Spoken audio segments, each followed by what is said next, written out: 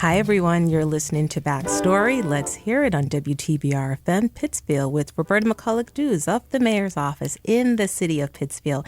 Thanks for tuning in. Today, we have with us Carolyn Valli, CEO of Central Berkshire Habitat for Humanity. Hi, Carolyn. Hi. Nice to see you again. This is so exciting. Oh, it's so exciting. When I first saw you, I said, Carolyn, you've made the switch from your trademark coffee. I don't know if I can give the brand, but I would always see you with this large cup of coffee. A large. Yep. Now you have transitioned to a Yeti. Yep. I'm environmentally correct now. Well, good. Yeah. And your Yeti looks really nice. Thank you. I do get comments sometimes like, have I put that coffee shop out of business because I don't go there every day to get coffee. I use the pot at home. And so I still do miss her. Okay. All right. Well, as long as you have your favorite brew and it's in a nice, attractive cup, very festive. All right, Carolyn, it's my pleasure actually to have you here because we go back. Yeah. And I think we'll talk a little bit about that just in our conversation today. But for those who may not know, Habitat was founded in 1976, and it has chapters in all 50 states in more than 70 countries.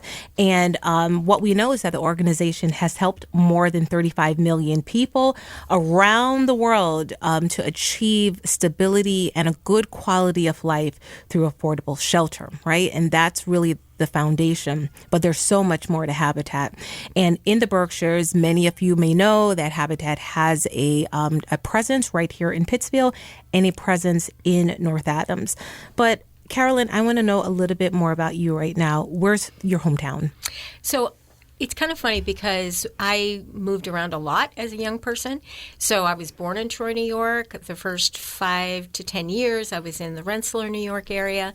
And then my parents moved to Texas and Arizona and Tennessee. And they were chasing after the American dream and always just a little too late for the boon. And then we settled back in Columbia County. So Berkshires feels very much like home because Columbia County is very similar to the Berkshires. And when I got married, we moved to the Albany area, and then it was the Albany area that brought me to Pittsfield. Now, I have to ask, your parents, were they in the military or? Nope. They were just, my mom had worked as a waitress, and my dad was a glazier. He did window glazing. And he initially went to Texas because he thought he was going to get a job on the Astrodome. Okay. I think that's the name of the place. Yep. But not thinking ahead that those jobs were all taken by then. Oh, wow. So when he got there, he was working in a gas station, and my mom was pregnant for my youngest sister. So she was, working in a restaurant again then. So I have to ask you, moving around so many times, how did that make you feel as a child? I think it's so funny that it did not occur to me till just a few years ago, like how ingrained and how important housing is to me as a human being. Like everybody always goes, oh, Carolyn, she's so passionate about Habitat. But I made the connection finally that not having that stable place to call home affected my stability, my feeling of safety and comfort, not even being able to have like long-term friends. Like it wasn't until I was a teenager that I had a best friend because we were always moving and not knowing like where are we going to sleep, what is it going to be like. So when I'm working with community members, I can totally relate to that feeling of not having and not knowing like this is a place that I can call home. Yeah, it's like a nomadic experience, and I could only imagine. And of course, we you people had pen pals back then. It was like if you make a friend with someone, you're like, okay, we'll keep in touch, we'll write letters, but it's almost like goodbye. Yeah, it is. It's goodbye. So what brought you to the Berkshires? So I was lucky enough to be working in the Albany area for Patrica Communications, and I was an outgoing salesperson. And one of the things that I had done is I would call my customers back right after I would make a sale and find out how their experience was. Frankly, I'll be honest, that was to get more leads for additional sales. But what I was hearing was that there were problems. And I was like, oh, great, let me know what they are so we can fix them. So I would work with the tech department to let them know, hey, we're having a problem here. And what we found was I had a huge retention rate for all of my customers because I was doing basically outbound customer service. Right. And from that, when they started seeing that data, they're like, wow, this is something new and different. And would you come and run the Massachusetts division and New York State division for an outbound, well, the whole customer service department? Wow. So I was like, I don't know. And I was like, yeah. I took a couple of drives over here. Yeah. And Pittsfield felt like Mayberry, but with an urban city. Like, we didn't lock our doors when we first moved here. What year did you move here? I moved here in 1987. So I've been here 34 years. So I really think of Pittsfield. I mean, I don't live in Pittsfield right at the moment. Yeah. But I think of Berkshire County as my home. And I felt like, oh my gosh, this is the perfect place to be, where you have the amenities of a small city, but you still have like close personal relationships, and you can make an impact. You can have a difference. So I felt like coming home here when I moved to the Berkshires. That's interesting. Did you not experience the same thing back when you were in New York? Well, so we had moved to Schenectady, which is, we lived down by Union College. I was like 25 back then. I mean, we had one daughter, and I worked a lot, you know, much like now. Yeah. So it was like work, the baby, and all right, going to the grocery store. But you didn't like run into people that you knew at the grocery store. Right. You know, it wasn't like making connections because it was a revolving area, and I didn't feel like we were part of a neighborhood or really had built the only, like, I'm going to call cohort family were my workmates. Right. So like that was our ecosystem. So moving here, it was like, I think within 2 weeks of getting here, I would run into like the same 4 people at the market. And jokingly, we always say now, like, I have to go very late at night or very early in the morning because I will be at the market for 2 hours chatting with people. And I love it. Now, you're a people person. Yeah, but people waiting to eat at home, not so much. They're like, are you coming with the pizza? We're hungry. You know, that's right. Can you bring that chicken home, please? But I do. I'm a people person, and I love to, you know, see the people in the neighborhood and in the community and find out what's going on with them, and the good and the bad. Well, considering that you have said all of that, I'm not surprised, because your personal credo is, I want to see the human condition improve and willing to do my part to make change happen. And I think it's such a simple but powerful mantra. Was this always something that you adhered to? And you mentioned something a little bit earlier about just living sort of the nomadic experience. That could have helped to inform this, but I don't want to assume. So were there any other factors that defined this for you? Well, I would say from the time I was 5 till I was 10, I lived with my paternal grandparents. And my grandfather was amazing. And he would say, you are smarter than you know you are. You are going to be one of the people that change the world. And I still get a little choked up when I think about it. And anytime I would come to him with an idea or something, he'd be like, yes, yeah, that would work. That would be great. And he had a vision for me that fueled my vision. And was like, I can make a difference. Like, yes, I mean, at that point, I'm 10 years old. But I was like, yeah, I can do this. I can, where I see, like, my first hero was Perry Mason. Okay. Because, you know, I'm dating myself, but Perry Mason was the defense attorney that would be defending everybody who thinks they're guilty, and at the last minute would find the real criminal, and they would all go free. So for many years, I thought I was going to be an attorney. Like, that's who I wanted to be, was the female version of Perry Mason. But I've always felt like that. When I see that there's an opportunity where lending a hand or lending a voice or lending a connection sometimes, like, that's not a lot of a lift for somebody to do. And I'm a mottos person, so if you ever come in my office, you'll see, like, if you're not scared by your dreams, they're not big enough. I mean, and that's the kind of thing that I do. But the one that hangs on my wall at home is that you always leave a place better than you found it. Now, I want to go back to your grandpa for a second, because I feel like, especially sometimes we don't hear stories about men empowering their daughters or their granddaughters. What was it in his life that made him such a strong supporter off you? Were there influences or factors that you remember? I think it's because he only had sons. Oh. So I think having a granddaughter and the first granddaughter really, like, I will say I was sort of a little princess at the time. So I think he just really enjoyed that. And he was always a person that believed that you can. He was very interested in politics, and he was very interested in social consciousness. And he really would always say, like, people get it done, right? Like, systems don't get it done. People get it done. So he just always made me feel like I could do anything. Very revolutionary thinking for the time. And it was funny, because he was a train conductor on a railroad. Yeah. And he would very often allow me to go with him to the New York City train station. Yep. And that was when escalators were first installed there. Oh. So he would allow me for the to whole ride day, it. right up and down. I still love escalators. And he would say, like, when you get to the top of the stairs, look around. There'll be something that you can see that you want to be a part of. I mean, just like this whole thinking of broadening my vision for myself. Right. And I think about, like, how important that is to have people walking ahead of you that sees, like, hey, I see something more in you than you see in yourself. So powerful, Carolyn. And that's like our financial coaching program. That's what we talk about all the time. It's like, I see something wonderful in you. And sometimes people will be like, if you ask them a question, tell me 3 things that are great about you. Right. And there will be this long, incredible pause. And you're like, I'm willing to wait. Right. And I remember the first time I worked with somebody at Habitat, and I said, tell me one thing, just one thing. And she said, I have nice hair. I was like, you're right. You do have nice hair. Let's put it on our Post-it. Right. And we made all these Post-its. And I said, I see you have a beautiful smile, too. And then she's like, do I really? I'm like, yes, you do. Yeah. And she ended up leaving that session with 17 Post-its.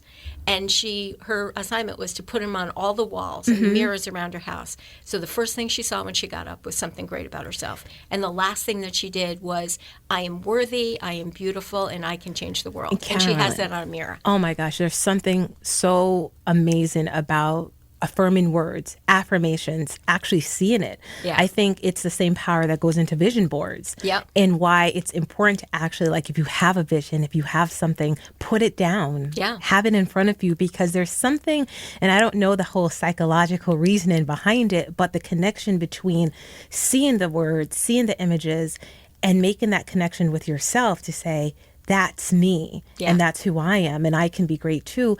And the fact that your grandfather realized that he was lifting you up and affirming you, because he knew that you would need it one day. But he did it in such simple ways that at the really time you great. probably wasn't like, okay, my grandfather is like affirming me and lifting me up. No, he's telling me to ride the escalator to the top. That's right. And look and around. have fun. And have fun. Yeah. But there was a lesson in it. So that was amazing. I want to talk a little bit now about your work with Habitat. And we know that, Habitat is very community focused, community driven. You've been with the organization for 14 years. And prior to coming to Habitat, I know you worked in the realm of housing, of course, continuing the path of just your interest and your passion.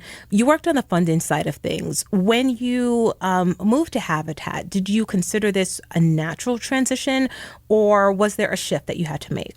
So I've been really blessed in my life, and I'll just say I'm 62. So I've Good for only you. had one bad job in my entire life. Like, there's always been something about a job where I felt I could make a difference and enjoyed it. And with the mortgage company that I was with, I got to work with people on helping them realize their dreams of home ownership. I would do a lot of credit counseling. I was an underwriter, so I could see, like, hey, your ratios are too high, or you need some financial education or whatever. So I was accustomed to doing all of that. But just before I came to Habitat, I was in the middle of a divorce, and I had made a list of, like, okay, what do I want to do now? Like, what is the legacy I want to leave behind at this opportunity to transition? And I made the list of it, and the very next day, the ad for Habitat came out in the Eagle. Wait a second. So you made the list. Put it on the fridge, because you got to see it to believe it, and put it on the fridge the very next day. And that's when everybody just read the Eagle in the paper, right? Not online. Right. So I get the paper, I'm going through it, and I'm like, oh my God, look at this job. And people are like calling me up on the phone going, hey, did you see Habitat's looking for, and they're like, you would be perfect for that. And I'm like, I know I would. Right. And then I didn't get a call. Yeah. And I was like, wait, did you go for an interview? no, I didn't even get a call for an interview initially. And because, they were all volunteer organization back then. And I was like, are you kidding me? Why would they not have called me? Yeah. And I had a friend that worked at Mass Hires. I'm like, is there an invisible typo that I made? Like, did I do something? And I brought it to her, and she goes, I know what's wrong. And I said, what? What did I do? She said, you were the vice president of a mortgage company. In their mind, that equals a certain economic status. You are going to work for a small nonprofit. Right. The difference in income is huge. Right. And I was like, oh, never thought about that.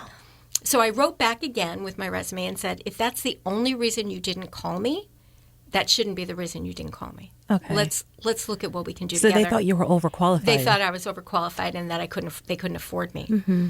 And so the very next day I get a call and they're like, yeah, you were so far above the other applicants and blah, blah, blah. And we'd love to interview you. And I said, okay, fine. And I said, how many people will be at the entire board. So I was like, okay, great. So, and I'm a faithful person, and I just said, if this is what I'm supposed to do, right, it'll work out, and I'll do it. So I go into to meetings and job opportunities just thinking, like, if I'm the right person, it'll happen. If I'm not the right person, well, that's okay too. And I went in, and so you do your due diligence, you're checking the website. I walk in, and I'm like, oh, I didn't expect to see all of you here. And they're like, why? I said, because only 3 of you, none of you are listed on the website as being on the board. So I'm guessing that would be the first thing we'd have to do is work on the website, right? And they were like, who's interviewing who here? And we just fell into rhythm. Right. And we were lucky because the city had rented us space at what we call now the Community Resource Center at the West Side. And we had a little tiny room, and the board president at the time brought me over, and he's like, if we want to, if you want to go to a different place, we could move and whatever. And I said, well, let's go in. And I walk in, and Roberta, there's in this little tiny room, there's 4 desks, and there's so many filing cabinets, and there's files up to the ceiling, and there's dust, but there was a phone and a chair, so that's good. And I said, well, how much are we paying for this spot? And he told me, and I was like, yeah, we're staying here. And I jokingly said, and someday we'll just own the place. Right. And we do. Nice. So, and what makes me so proud about that is the community advocated for us to win the RFP to host the Community Resource Center over there. It's so important that people understand the history of organizations, because sometimes they see the end result, they see the glory. Yeah. And they don't realize that it had to start somewhere, small beginnings. Yeah. But Habitat just has made a tremendous, tremendous impact. And we're going to talk more about that. But I want to just, every time I get an email from you, Carolyn, in your signature, beside the letter CEO, it says Chief Visionary Servant Leader. I have a pretty good guess, but I want to know, what does this title mean to you, and how does it impact your leadership style and the work that you've done over time? So the Chief Visionary really goes into the system that we had tried to work through called Traction. And it really identifies what people's natural gifts are and kind of putting you in the right lane. So everybody who knows me always says, oh, you're a visionary that can see the big picture, but I'm also somebody that'll get down in the trenches. I don't ask my people to do anything I wouldn't do myself. I take a turn at cleaning the bathrooms just like they do. So that's a big and important thing for me, is that we grow together. And the servant leadership is really about putting people first. And I think that's what Habitat does. And I know that that's what all of my staff do. And really building people up. That's really an important part of servant leadership, is that my goal is that when we, especially if we have young people that start with us, is making sure that they have all the tools to move on to their next job. Not that I want any of my people to leave. I love them all. But we've had young people that, Habitat was not going to be their end game. But we have one that's out in Boston that had worked for Tricia Farley Bouvier after she left us. And I was like, what do you need to get there to your next thing? And making sure that people have those tools and resources and encouragement is super important. And that's what fuels me. Jokingly, they're like, the more the bigger you get, the less time you'll get to be with people, and you're not going to like that so much. So I hear that, and I'm like, you're actually right. Like, I feel a loss when I don't get to if I don't get to meet a family, right, or if I don't get to be one-on-one with a donor. So I was like, that doesn't mean I can still do what I'm good at, but I can build in those moments of being with them, because for me, the work that I do is only good when it's informed by the people I'm working with. Right. And Habitat's about working with, not working for. Like, we create partnerships. I mean, our origin of Habitat is with Millard Fuller, and he would say people don't need case managers, they need coworkers. They don't need somebody telling them what to do, they need access to resources. And which is so resonant and so powerful today. And I think, like, the best things that we put together are when we're working and designing it with the people that are going to be the end users. Or sometimes it's just thinking about, like, what, that was such a bad idea. Right. Like, thank God they were at the table and said, yeah, not a good idea. Nobody's going to do that. And we scrap it. And then we go, well, what could it look like? What could it be? So that's all about being servant leadership in the community, in the organization.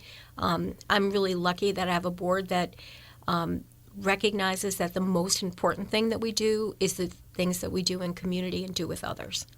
Well, I think in terms of just generous, in terms of your capacity to encourage your team for professional development and wanting them to bloom and grow, and knowing that they can or might move on, but you still allow that, right? Yeah. Because you know that it's just the right thing to do. Exactly. Like, we have a young man that started with us in resource development, and he had gotten a degree in creative writing.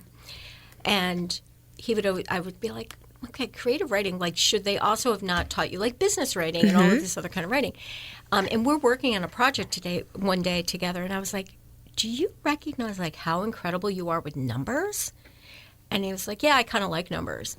And I was like, it's more than just liking numbers. You are phenomenal with numbers.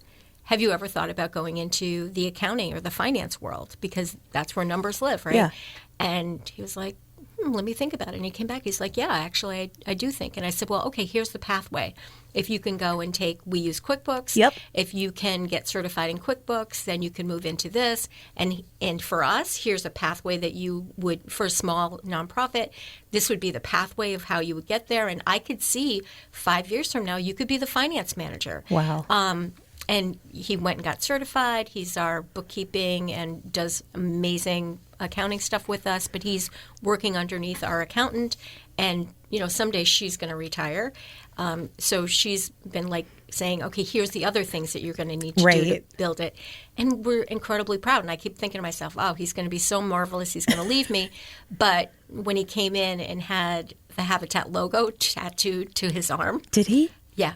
I mean, it makes me teary thinking about it. So and I don't even have that as much. I do jokingly say I wear a banner that says Miss Habitat on it, but I don't have any tattoos. Certainly not one and it's like this big. It's like 5 inches big. So I'm pretty sure, like, well, he's all in. His love runs deep. His love, yeah, and was willing to take the pain of a tattoo. But, wow. Yeah, that's a first. Yeah. I was like speechless, and you know how hard it is for me to be speechless, Roberta. Well, I mean, I think that, Carolyn, that speaks to one. I mean, obviously he made this decision to get this tattoo on his body forever. Yeah. But it speaks to his love of the organization and his love for his team. Yeah. And the fact that if that wasn't present, I'm sure he probably wouldn't have gotten a tattoo. I'm thinking not. So obviously, I mean, something led him to make such a permanent decision. And again, it speaks to the culture. I always go back to it. The culture of an organization is so important. Mm-hmm. It makes or breaks an organization. Agreed. And, when a lot of times when people are leaving jobs, they're not leaving because of the job itself. They're leaving because of the culture. Yeah. So it's so important to have a strong culture. So I just want to go into some good news, Carolyn. Yes. Sorry, I'm knocking things over here. That's okay. It's a pretty big mic. But there was some good news that we just saw in the paper recently, and there has been an expanded collaboration between Habitat for Humanity and the Annie Selke companies. And so it's really awesome, fantastic news. But this partnership was born out of a one-time donation of $1 million in goods that the organization had donated to Habitat in the spring to help mitigate the cost of like building supplies and also the whole supply chain issue. One, I just have to ask you, when you learned that you were getting this donation, what was the very first thing that came to your mind? Actually, I said, thank God. And I'll tell you the background story of this. So Ann Selke in Pinecone Hill has been supporting Habitat for like 7 years. Okay. So every time, just before a house dedication, they will take a family and let them come and do a personal shopping day. Now, that's not something that they gained publicity for, anything like that. They just did it because they felt it was the right thing to do. And imagine for a family that, has really struggled to be able to go into a place like Ann Selke and have the highest quality goods and say, here, take your pick. And they've been doing that for every house. Every house. Yeah, every house. And we're building like 5 and 6 a year now. So we've had that relationship with them. So then we get a call back up, just before the call came in, I was having a staff meeting and I said, okay, we're about a month out before our year end because we end June 30. And some of our goals, we're just not going to be able to make them. Like it's just not possible. The restore had to close. Foot traffic had gone down because of COVID. Yeah. It wasn't because everybody wasn't working hard. It was just that it is what it is. Right. So we're not going to make our goals. And I was like, and then we are not getting as far as we wanted to be with the house construction because at one point some of the materials were 300 and 400 times the cost. Wow. And it's like, cannot order that right now at that price. It's going to break us. And then the house won't be affordable for the family, right? So we were making some really tough decisions. And everybody was really tapped out emotionally because when COVID hit, we all, everybody jumped in and said, what can I do to support the community? So we were using our Restore Logistics to help with the food banks, organizing food deliveries. And we didn't deliver the food, but we got the volunteers set up. We were saying like, Habitat does housing, but what else can we use? What is our skill set? What is our people set that we can plug in to support the community during this crazy, crazy time? And people were literally working so hard and so long hours of filling in the gaps wherever it was needed. And we were just so exhausted. And now I have to give them this, like, okay, we're not going to make the goals that we expected, and we're not accustomed to doing that. So, and I was like, it's going to take a miracle. And literally, and we joke about putting it out in the Habitat universe, and then we get a call. So I just said that, and Beth comes in. She goes, Carolyn, you got a minute? I'm like, yes. She goes, we just got a call from Pinecone and Ann Selke. I said, oh, we don't have a family. Do they want to have the family come in early? And she said, no, their sale got rained out because Memorial Day was a rain out, and they always have that big annual sale. They want to donate all that stuff to Restore. I'm like, what? Are you kidding me? Wow. And they're like, no. I'm like, how much stuff are we talking about? 4 tractor trailer lids. Wow. I was like, okay. First of all, it is okay for people to scream, jump up and down. Was there a lot of Praise screaming? God. Yes. There was. Everybody was just like, we got to call Brendan because Brendan wasn't in the room. And we're like, Brendan. And he's like, okay. Yeah. Wow. Okay. And I was like, all right, everybody, calm down. Take 10. We're going to come back and logistically figure this out. Right. So we did. We were just, it was like a happy dance. Oh, and my gosh. And just recently, when I was on a call with Ann Selke and Habitat International, I was thanking them because they didn't know what that did for us emotionally. Oh, my gosh. Right? Like, to go from, like, feeling so down to be, like, euphoric. Wow. And that was, like, this is what we needed to do as human beings to be resilient after such a hard time. And I was like, this is amazing. And then when we started seeing the stuff come in, I was like, I've never seen so many rugs in my entire life. I've never seen so much stuff. And we were able to pivot and set things up. And people, when we put it out on Facebook, it was like hordes. I think if there had been I don't know, like you could only have one person in the store at a time mandate at that time, Yeah. there would have been a riot in the street because it was just like, and it's like everybody's got to be over there, all hands on deck, because we're rolling out carpets and measuring and whatever. Wow. And it was just amazing. And it ended up having us not only meet our goal, but exceed our goal. And that also gave us the money that we really needed to get 2 projects off the ground and still finish up 4 others. Amazing. So it was. And the fact that from that interaction and the emails and the correspondence that came back, they were like, we love what Habitat does, because they saw what it, like, we're an affiliate. And I will take a little pride in we're above some. We're above the norm, right? Because every affiliate's a little bit different. You kind of meld to what your community needs. And in the early days of Habitat International would say, "Oh, Central Berkshire, they're a small but mighty affiliate," and that was the moniker they gave us. And now they jokingly say, "Okay, you're an intermediate mighty affiliate." I was like, you're like, thanks for the boost. Thanks for the boost. I appreciate that. I was like, I just don't ever want to have to wear the name tag at affiliate conferences where it says large or extra large, because it's a size thing, right? Right. So, but yeah, it just made all the difference. And we still have some carpets. So like what we did is we had said, now be careful now, Carolyn. You put out the word. Well, we did, because it was in the paper. I know. And when we put it out on Facebook Saturday, or no, I don't know, whatever day it was. When I got there, and I got there at 9:00, there was 3 women saying, "Oh, I saw it, and I knew I had to get here." And I was like, "Oh my!" And one was like sending pictures to her friend in Boston, and she's like, "Hey, can you roll that one out?" And we're taking pictures, and we have some up on the website. So even when we're closed, people can shop on our Berkshire Habitat Restore website, which is pretty awesome. It is. If you haven't been on it, it's BerkshireHabitat.org. I think it's BerkshireRestore.org. BerkshireRestore.org. Let me tell you, it has, like, you can take a digital tour, and it spans back and forth. You can check out like each section of the room, so you don't even have to leave your house. That's right. And then we actually, you can shop by category. Love it. So, and we're going to be expanding that more over winter, because we all know sometimes when it's snowy, we don't like to go out to shop.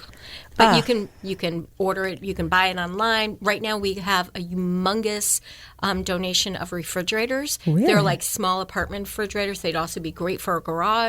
We're selling them for $130, and we have like 35 of them. Would it also be great for college students? Oh yeah, too? Definitely college students. They would fit in they're not the short little ones. They're the taller ones. So the intermediate size. The intermediate size. So, but yeah, and we knew we held some back, because usually in the wintertime we'll get a call like, "Hey, our refrigerator broke," and these are not going to be family size refrigerators, but they could get you through so your food doesn't go bad. That's right. That's right. So. Always need a backup. Yep. Well, one, if you haven't had a chance to get out to the Restore, I hope you do. Yeah, it's open Wednesday through Sunday, 9 to 5. There you go. And Carolyn, tell us a little bit about the proceeds from the Restore. Where do they go? So all the proceeds from the Restore go directly back to Habitat, and that funds our programs, it funds our home construction. Okay. And also, like, we kind of talked about this. When I came in 2007, I was the only employee. So we have 9 full-time staff at the office, and we have 3 full-time staff at the Restore, and employ another 7 part-time people. Wow. So yes, we're doing good in building homes, but we're also giving people jobs. That's a really important thing right now as well. That's right. Absolutely, because we need both to have a strong community. Do. So, 4 years ago at a housewarming event, and there have been many, but this one is interesting because, Habitat, you have a way of sharing good news in newsletters. So I believe it was in one particular newsletter I saw this, and Charisse, it was a housewarming event for new homeowner, Charisse Adams, and Representative Tricia Farley Bouvier. Her remarks at the time, she said, "When you work for Habitat, you're not working on a house, you're working on a home. People volunteering together brings out the best in a community. I have always thought Habitat is the best of us." And I like to say that is one of the truest statements ever, because I feel like that also symbolizes what the Berkshires is about. It made me think about the donation and the partnership between Annie Selke and Habitat, and how that symbolizes just how the Berkshires operates in terms of helping one another. And so when we think about what goes into like the creation of a house. A house is, yes, it's the structure, but it symbolizes so much more. And for homeowners like Ms. Adams and others, what have you heard from them when they tell you what their new home means to them? So there are so many stories, and we're really lucky at Habitat because we have a long-term relationship with our homeowners. Like, we see them all the time. We talk to them. I randomly will call them to ask them ideas about stuff. And like the other day, I called one of them and said, hey, can I park in your driveway because I'm going to an event at Dewey at the park, and I don't want to have to haul things from the office. And she's like, of course, I'll just make Bobby move his car. Okay. So, it's like that's the kind of relationship, right? That's all about relationship building. And like with that particular family, it was the first family that we'd ever built a handicapped home for. And Bonnie will always say, thank God for Habitat. Just like, we are so thankful for you every day, because they were living in a house that after we got their house built, that house was condemned. They had incredible health problems. Like, there was not a time that the kids weren't in the hospital for a collapsed lung or something because there was mold growing in the home. She had, she's in a wheelchair, and she had been given like hospice care. And they didn't know if she was going to make it. So she was saying now they're in their house 6 years, and they don't go to the hospital anymore. Her health is improved. The kids' health is improved.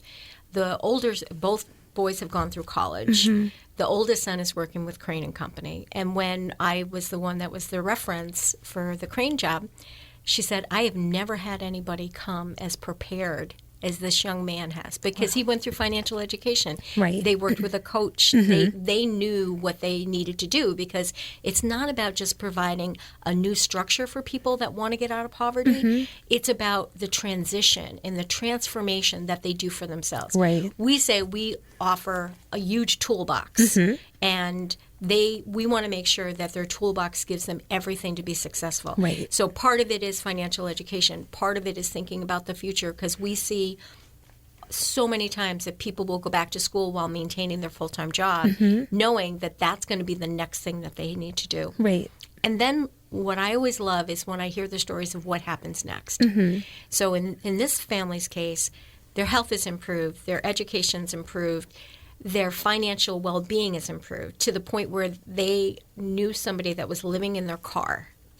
And they called up and said, hey, we just want to let you know, not that they needed to tell me, but they said, we just want to let you know we're taking this young man in because he's living in his car. And we want to help give him a start like you guys gave us. And now that kid's graduated from college. He's got a good job. They all think of themselves as one big family.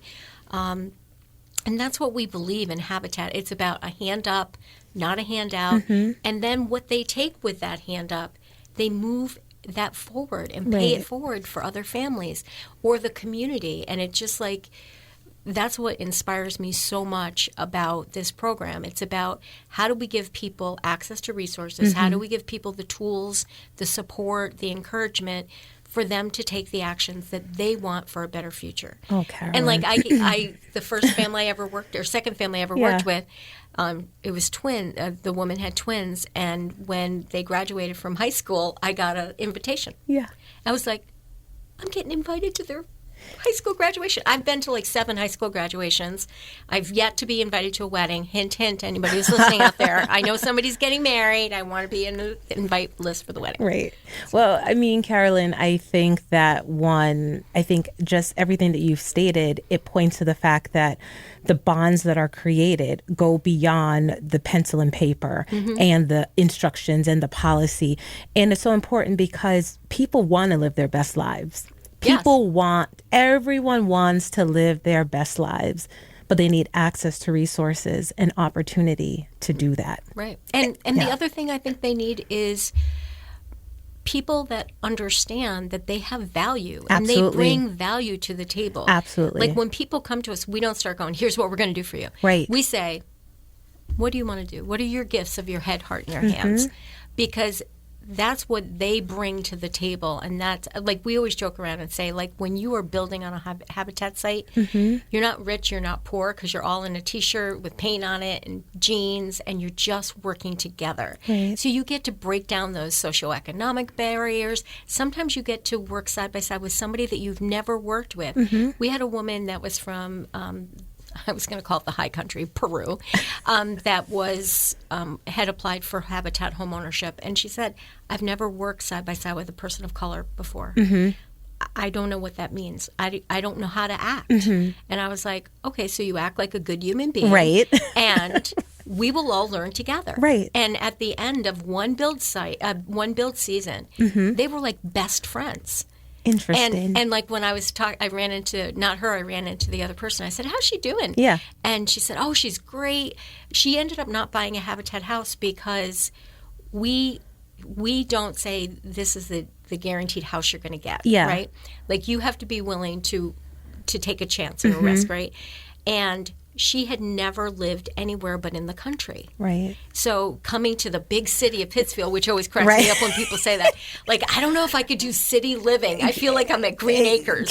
Carolyn, I'm right there with you. I mean, because I grew up in the Bronx, so I'm I'm like, okay, but so I totally get it. But you're right. I always say you don't know what you don't know. Exactly. And if you have never been exposed to other people, and if your surroundings are homogenous, you're going to reflect that in your perspectives and your thinking, and it's going to also affect your decision making. So I could see how, in the case of this woman, she probably wanted to go to what was familiar. Yep. But the thing that I loved when she said, I'm not going to finish this up, she said, but I've learned so much more than I knew before. Good for her. And she said, like my views are different. She said, because I didn't know what I didn't know. Right. And I had these fears that are so unfounded. And now I know, like, I don't have to be afraid of that anymore. Right. So it's just, for me, it was just like, and this is why sweat equity and working side by side is so important. But I think even like thinking about what you just said, Carolyn, I'm also thinking about the aspect of, I mean, there's the work, of course, but there's the aspect of those conversations and being in close proximity with people and getting to see, goodness, they're human just like you. They have dreams, they have desires just like you. They have fears, they have wants, they have needs. And sometimes as a society, all it takes is the space to have those conversations. Yeah. So in that capacity, Habitat offered that space. Yep. And we do that every time Wow. people are building on the job site. We do team builds for companies, right? So like Guardian, we love Guardian. They're one of our great sponsors. And before COVID, whenever they would send a team, there would be like 12 of them. And we always do this beginning, this new and good, right? Oh, yeah. And so people would do like their new and good. And they're like, oh my God, like I have worked at the same company with this person for however many years. And I did not know that she's also interested in this. So, like, those friendships happen that, like, when you get out of your silo and your cubbyhole and whatever, that's when personal growth happens. I totally agree with that. And, we need more spaces where we can have conversations and learn from each other so that we're not fearful of one another. We need that as a society. Yeah, we definitely do. So one thing is that like everyday people really fuel Habitat. And there was a spotlight a couple of years ago in one of your newsletters, Building a Better Berkshire. Oh. And it was about Robert Korn. And he was known to the Habitat team as Pennies from Heaven collector. And he was known to visit Habitat's office with bags of pennies and other forms of money. And reading about that, he definitely embodied that community spirit. Here's my little contribution, make it go far. One, if you want to just even, share your recollections about Mr. Korn, but other stories that have impacted you in a similar way. Again, so many I was thinking about, and there's so many that are current. Bob Korn was great. He was just a great guy, and his wife was lovely. And after he passed, he had named Habitat as, instead of flowers to give to Habitat, which is another blessing that we had. And I also was thinking about, we had called him Big Bob. He was one of our regular volunteers. And he had passed away last year.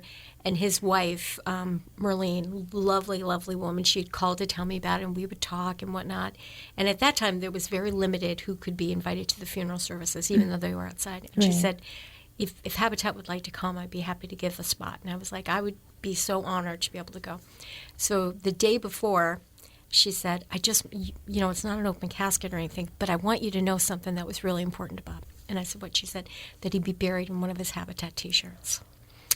Again, getting weepy over here. And she said, in that newest one you gave him, because he had a lot of them. So she goes on, I'm like, oh yeah, I remember that one. But he volunteered for Habitat for 20 years, building on the job site. He volunteered at other cultural events and whatnot. But he was a person that was always willing to explain things and just a lovely, lovely human being. Yeah. And when I think about, he's the heart of Habitat. Like, there are so many people that are the heart of Habitat. We have a volunteer that comes in every Tuesday, Marcia. There is nothing we can't ask her to do that she won't do or try to do. She also is a master gardener. So one day I come in and she said, I hope you don't mind, but I've redone the front. And I was like, oh my God, this is amazing. And, I have to have literally rubber fake plants because I am not allowed to touch any. Alone, Carolyn. It's like I'm not going to do that. And but she's magnificent as well. And then this is a kind of a cool story. We have this volunteer, Joachim, that originally came to the Berkshires. He works for Berk, and he originally came to the Berkshires from the Ivory Coast. So he's been volunteering at the Restore like 12 to 15 hours a week since last June. And every time I would go over to the Restore, I'd run into him. He's just a cheerful, happy man. And I happen to have with me one of the things that we are like a sister city with the Côte d'Ivoire affiliate in Africa. So, yes, I took French, so I should have known this.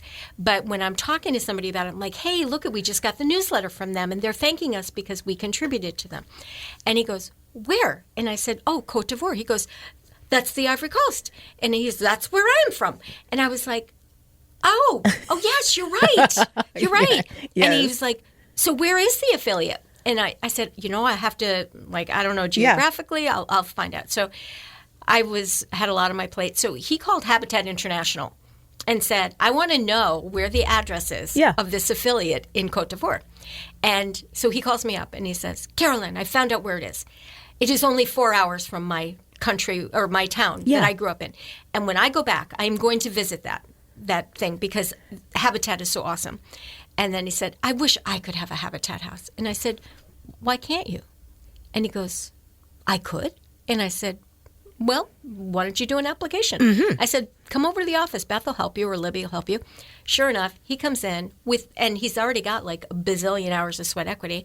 So last month he was presented to the board. The board voted on accepting him and another family. Awesome. So they will be buying Gordon Deming.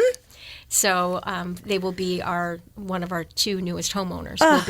One is from Côte d'Ivoire, one's from Mexico. We have somebody who's originally from Japan. So our little Gordon Deming is like the UN. It very is. Excited. And that's what I've been saying from the beginning. You have the UN there. You have been calling it the little UN in Pittsfield. Yeah. So I'm just like, okay, if we can get maybe a Russian family would be good. We have 2 more units that we're looking for homeowners for. But how awesome is it that there is this diversity, right, in Pittsfield? Again, it goes back to when you live among different people, you get to know them. It breaks down barriers. Yeah. We need more of that. Yeah, we need more of that. We definitely do. Oh, Carolyn! Oh my goodness, we have so many good things to talk about, and our time, we have about 10 minutes left, but we're gonna get there. We're gonna get there. One of the things that I want to talk about. A year before the pandemic, you attended an economic policy event, and you were later quoted in a National Post article that basically was titled "The Rich Get Richer, Everyone Else Not So Much" in record U.S. expansion. And you stated in part, under-resourced areas are not getting any better. The housing opportunity for them is not getting any better. It doesn't feel like a boom yet. And then COVID hit. and it changed so many things.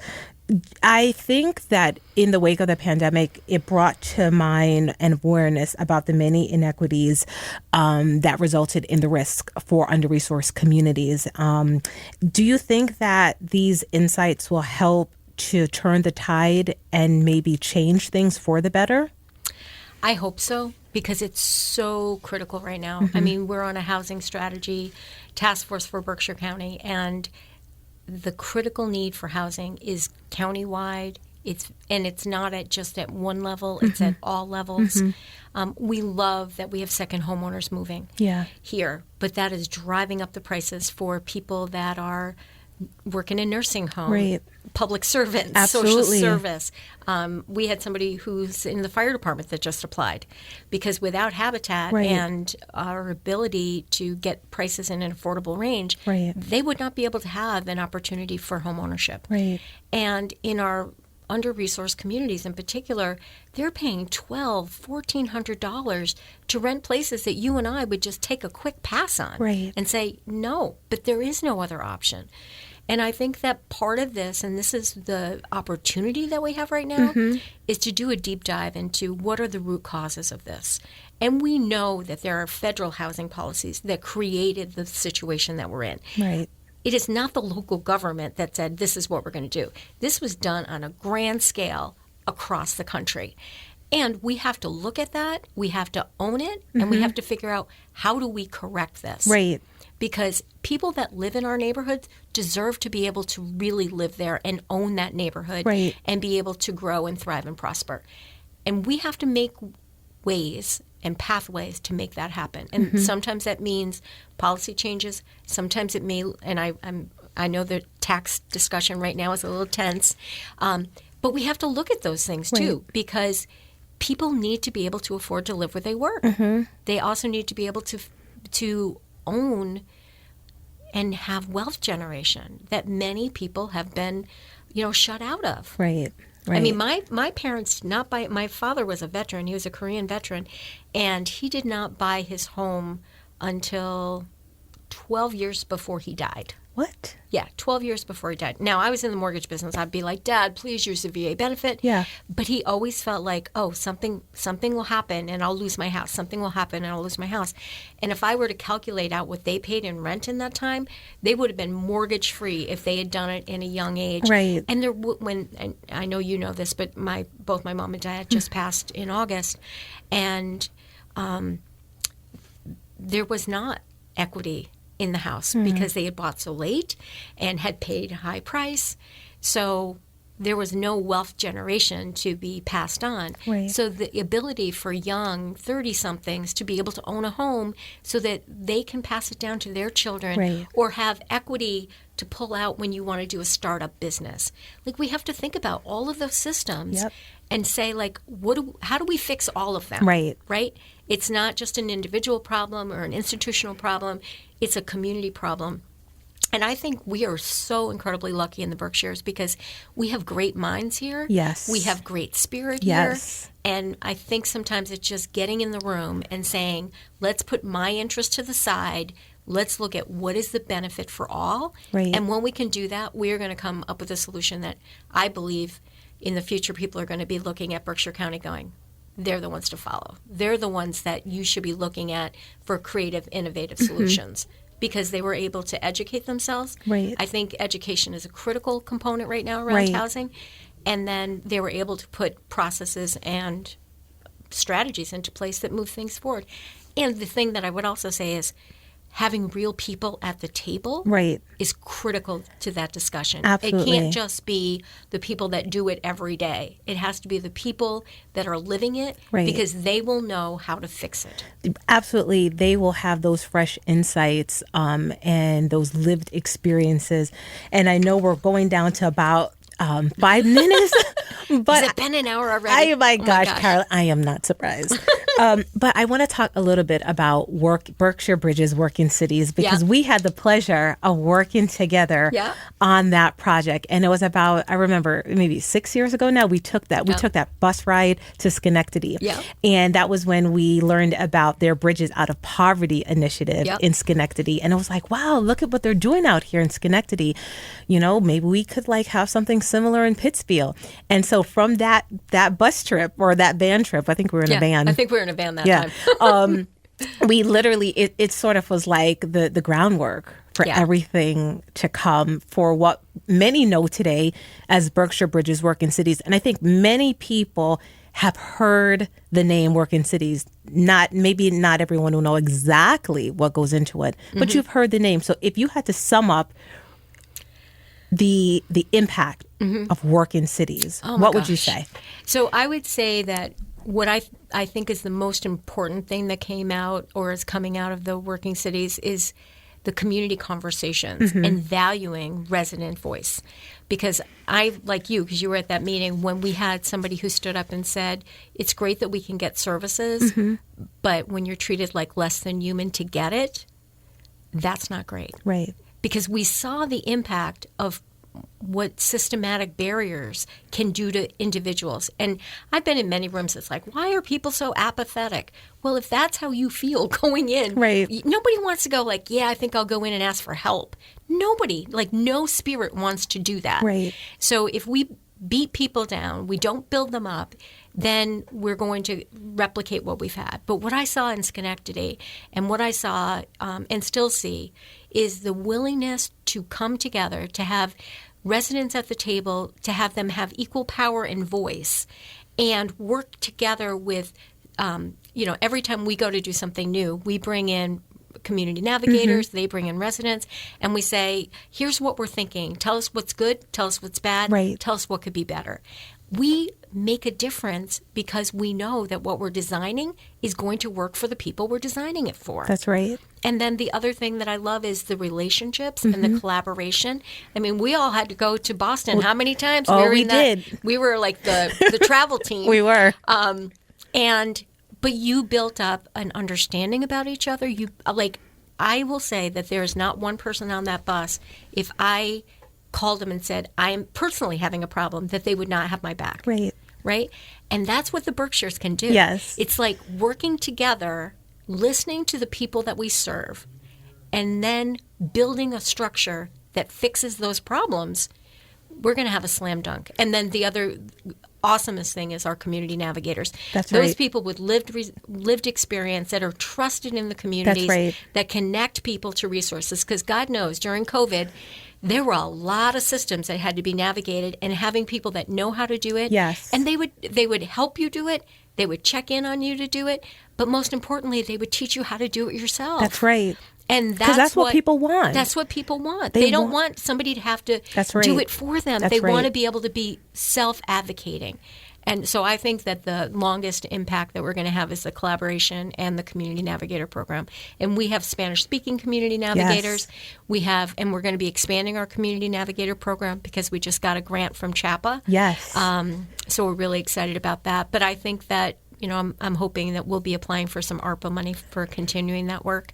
But I think that that's that collaboration and the building of trust between residents and systems has been the takeaway. It's so important, and you're absolutely right, Carolyn. So now that we're closing out, excuse me, if you had to choose one word to describe yourself, what would that word be? Oh, my gosh. I would say driven. Okay. Because when I see something that needs to be done, I will figure out a way to get it done. And that's the way my team is, too. It's like we call ourselves Team Tenacious. Like when people go, oh, that can't be done, it's like, no, it's not. It can't be done. Right. It's like, how can we get it done? Like that's right. That's the way the world gets things done. Right. Is you can't just go, oh, that's too big of a problem. Can't do anything about it. No. You dig in, you're driven, you get the work done, but you do it with love and grace. I love it. Carolyn, thank you so much for Thank a you for being with me. heartwarming conversation. Yeah. Impactful. I learned so much about you, and I hope our listeners did as well. Everyone, you've been listening to Backstory. Let's hear it on WTBR-FM with Roberta McCulloch-Dews of the Mayor's Office in the city of Pittsville. Thanks for listening, and have a great day.